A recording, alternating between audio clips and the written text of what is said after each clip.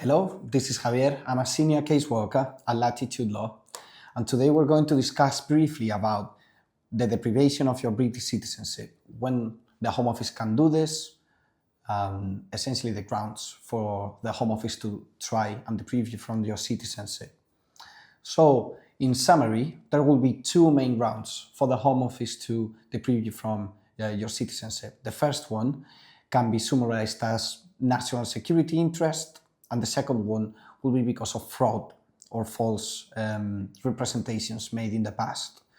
So the national security interest is really strange to see them, but it can happen is when the person has committed a serious offense, for example, related to terrorism or something that can really endanger the UK and its people. So they can, if that person has been granted citizenship in the past, they can either, the Home Office can start a process to essentially deprive you from it. Then the grounds of fraud are the most common ones. The grounds of fraud is for people that have used false identities in the past, and they use this identity to apply for a British passport and to obtain citizenship. Is people that maybe arrived and used a false passport or used a false identity, false nationality, and eventually the Home Office came to acknowledge this and start a process to deprive you from your citizenship.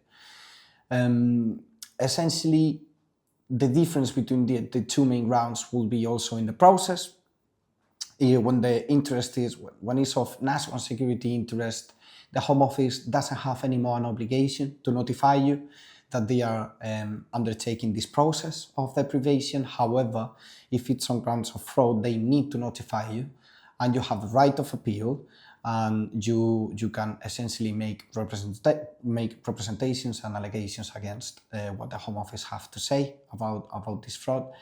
If you have recently received notification from the Home Office or any correspondence where they are trying to deprive you from your British citizenship, please call Latitude Law. We can have a free initial consultation where we will discuss your matter in detail and advise you accordingly. Thank you.